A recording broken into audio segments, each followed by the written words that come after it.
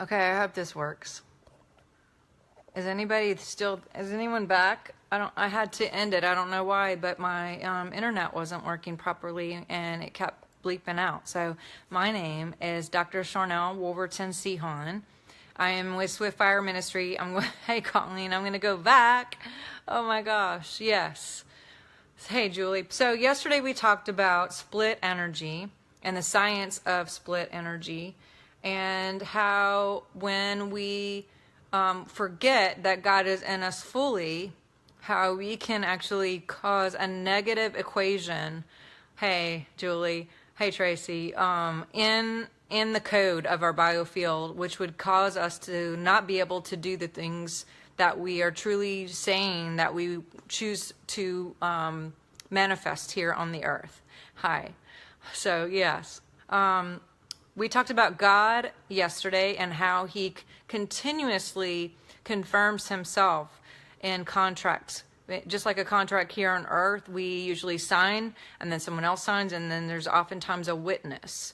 And throughout the Bible, there is the Alpha and the Omega, the beginning, the present, and the end. There is the seven spirits of God, which are all different colors in the rainbow. So when we see a rainbow, that is the Lord's seven signatures of all of the things that he is in the clouds, giving us a promise that there will be a manifestation. And over and over and over again, it talks about where there are two or three gathered in my name, there I will be in their presence. And so go back and watch that first video. You could scroll down below and see that. And if you would like to get more information on that, that would be a great way for you to understand what's going on here. But when we have those confirmations, that's when we can, let's look at the science part of that, because you know I'm a science geek. But God, in his infinite wisdom, being the Alpha and Omega, is also energy, and he's light. And we are sons and daughters of light. He is light. He sent us here to be light. And we are a multiplication of light. And light is the same thing as vibration, frequency, sound. You know, in the beginning, God said there is light, and that's what was created. Everything was created based on matter. Thoughts, words, all create matter. And so we have to remember, on a science level, we are very powerful because we're made in his image, and we get to do all those things, and we get to manifest and create our life. Let's talk about how to do that, and why maybe there's been times when even we thought we wanted something or choose something, and yet we're not seeing those manifestations yet. We're not seeing the magic all the time in the past. Cancel. Yesterday we talked about not only is there power in agreement with contracts and the seven spirits of God and all of that, but this is one way that we can have agreement, is mind, feeling, and speech. And when mind, feeling, and speech is in alignment, Kathy and Carly, then that is another form of agreement, which on an energetic science level, there's a vibration to what you think about. There's a vibration to what you feel, and there's a vibration to every word that's spoken, whether thought or actually spoken. There's a sound to it. Those create a sound or code or an equation that goes out into the biofield, and then we only, by science, can get a match. So if you're seeing anything in your environment or your universe, that gives you an opportunity to realize there's something that we can do with our mind, our heart, our mouth, to create a new outcome and a new manifestation. We went through and looked at the equations yesterday, and I encourage you to go back and look about split energy in that video, because if you, for example, say, hey, everybody pray for me, I have a headache, cancel, I'm clearing that.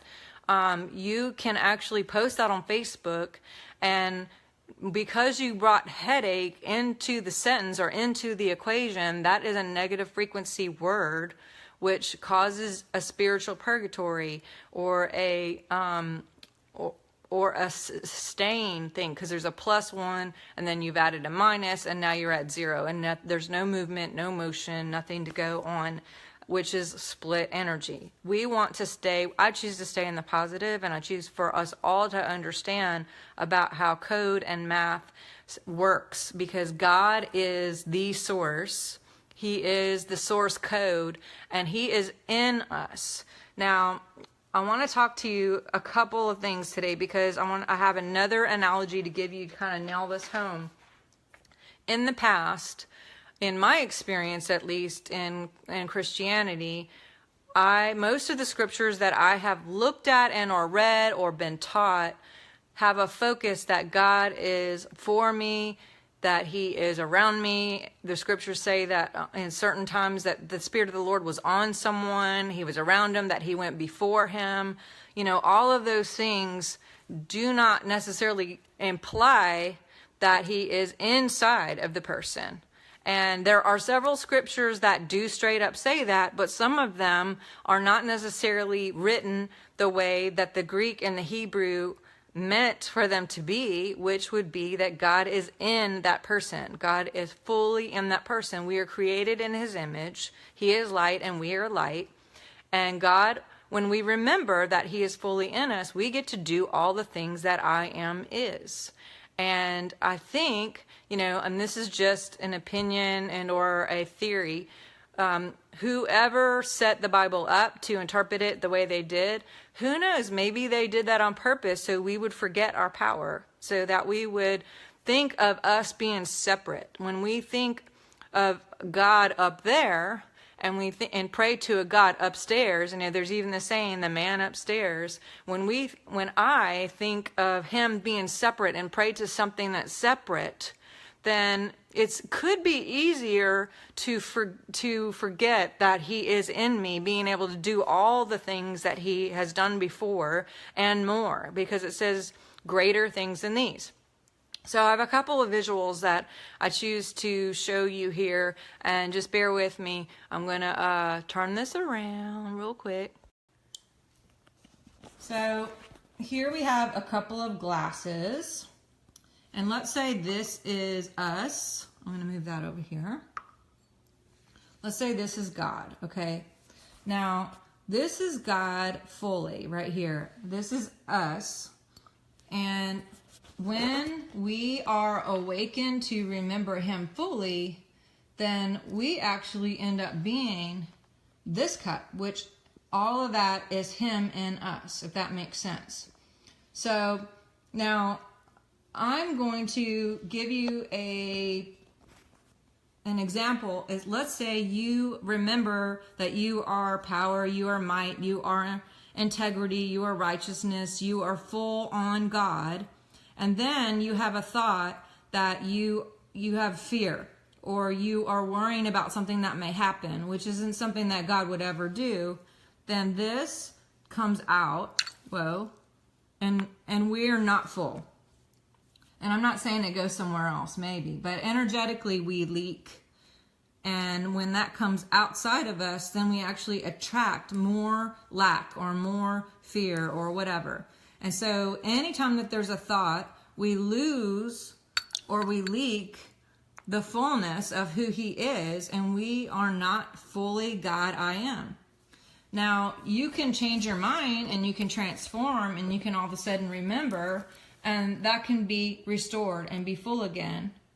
And forgive me for this analogy, because God is not on the outside. I mean, he is everywhere, but we have to remember that really God is inside. So imagine that the water is actually filling up from the inside, that the light is filling up inside, not from an outside source. God is not from an outside source, although he can use people and things and situations to bring something better to you. Really what would be coming in here is the fullness from the inside, because it's a remembering and a reminding. Now, again, every time we make a wrong choice, or we think about making a wrong choice, or we have fear, or we have a wrong mindset, or, it could be a thought, it could be a feeling, it could be a word, anything that it doesn't line up with the knowledge of Christ, then guess what? We leak. We're a leaky, cracked pot. And so what I choose is that we're not only full of God, but that we're overflowing. Again, not from an outside source, but when we're overflowing like this, then that actually brings an attraction energetically to bring more to you, where you're not just you, but you're overflowing, and you're bringing that overflow to everyone that you meet. Kind of cool. So when we see scriptures, I encourage you, when you see scriptures that talk about God being for us or around us or upon us, go look for yourself and see that these are not necessarily for us, but actually in us. There's many scriptures that say, Christ I am, full of glory. I am that I am. And I want to look at a couple. And first I want to say that when people have made choices that are outside of what God would do, in my own experience, I can tell you that most of the time it was because I felt like lack of fear lack of love or security, or not being able to trust that God will do what he says he's going to do in us. And so I encourage you to remember integrity, to remember righteousness. Righteousness just means to be in right standing. And integrity just means to be whole.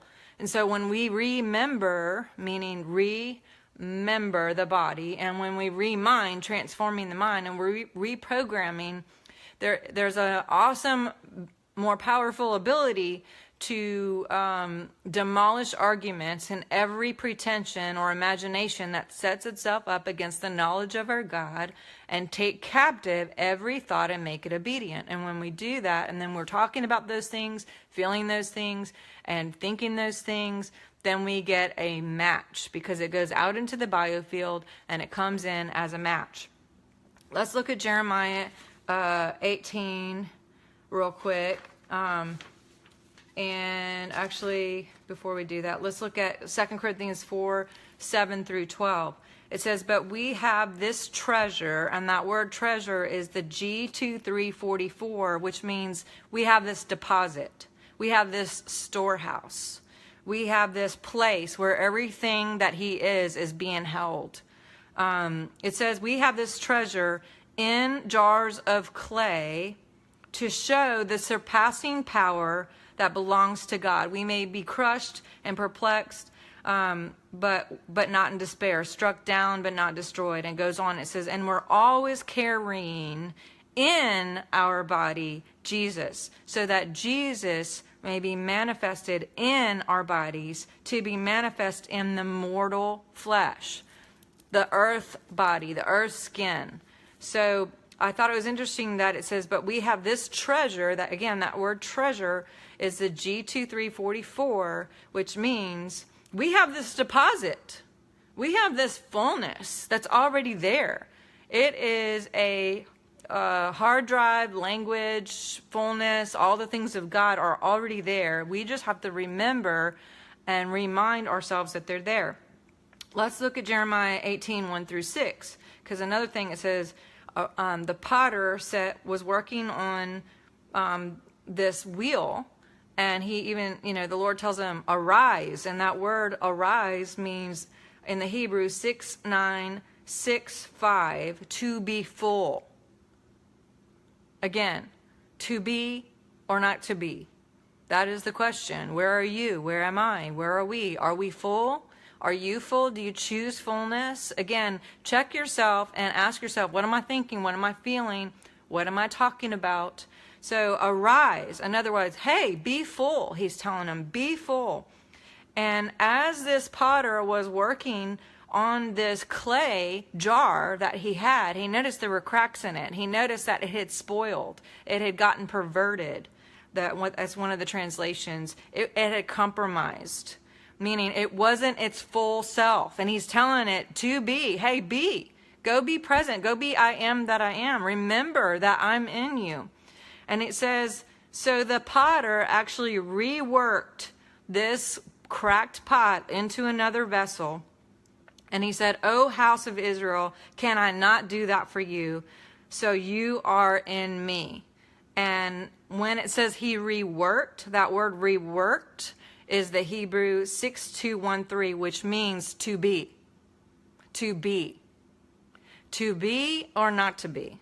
To be and remember, God, I am fully in you or not. And again, we can have split energy where 2 minutes or 30 minutes, we can be full on remembering God in us fully, not separate as an outside thing or an outside God, but fully within us, Christ I am.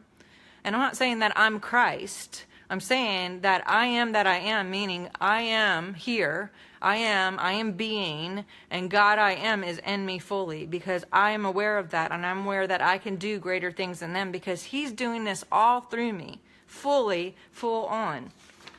That he has given me this treasure and this deposit, this storehouse. It gives a whole new meaning to tithing, even to the storehouse. Well, what's the storehouse? Go look up that, I dare you. It's not what you thought. So when I've made bad choices or had even bad thoughts or spoken things, I'm catching myself faster and faster of maybe judgments that I've spoken or needing to be right or choosing to be right. But when we can remember and stay, when we can remember and remind and focus on everything that God is, then we are full and we are here, we are present. That word, when the scripture says I am, that word am is, we talked about yesterday, means to be present. The Alpha and the Omega in us is the beginning and the end, fully, meaning he was in us then, he's in us now, and he will always be. So let's be full. Okay, I think it gives a whole new meaning too. Is the glass half empty or is it full? Which one is it? It's all up to you. You get to choose. I get to choose. We get to be or not to be. And we get to choose if we're going to be full on God and allow God to move through us and to manifest through us, or if we're going to have split energy. And one more analogy. You can go to a buffet and you could take food on your plate and give it back, and take food on and give it back. But if you just keep doing that, you never eat because you're too busy taking things on and to putting them off. And energetically, as we go back and forth like this, we're taking 2 steps forward and 1 step back.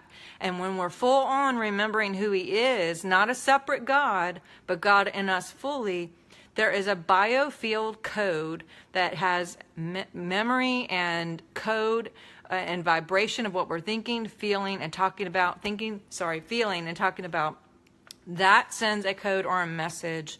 It's a source code that goes out. And whether it's provision, or maybe your divine partner, your love. When you remember love, you get love. Maybe it's truth. If you're not getting truth in your world, go figure out what it is that you've done that hasn't been truthful, that's allowing truth to come in. If you're getting fear, then look at where is your security. Remember, God I am is secure. God's not scared of stuff. So think about all the names of God and what he is. Shalom, peace. Where is your peace? I am peace and my peace stays. I stay. I am that I am. I am present. And so we can decree these things and create a different vibe. We can think about these things and create a different vibe. We can talk about these things and create a different vibe. We can get other people to join us in these thoughts and have a collective consciousness of these things to shift the whole nation, the whole world, the whole universe. But I am encouraging you to share this and to tag. And if you didn't look at yesterday's, go look at that one and share and tag that one because there's still time. Go get it out there so people can hear this message and remember and remind your friends. And if we're not friends on Facebook, apparently there's only like 5,000 people that can be a friend at once. So hit the follow button so you can get more videos. I have way more revelation on this and I choose to do some more videos on it. So if you hit that follow button, you will be following me and you'll be notified when there's a new video that's coming out. So I love all of you. I wish you all an awesome Friday. I thank you so much for tuning in today and for sharing and tagging. I thank you for your comments and your love and your hearts and your beauty. You're beautiful. That's what you are. You are beautiful and you are God-full. And so I keep encouraging you to be God-full and to, hey, go to my Instagram, my Twitter. I have stuff on YouTube. My divine science and the human body is way more about private information that can't go so public and lots of science, geeky, spiritual stuff. Have an awesome weekend. Stay tuned. Hope you learned something from this. Let me know your thoughts on all these things. All right. Love you.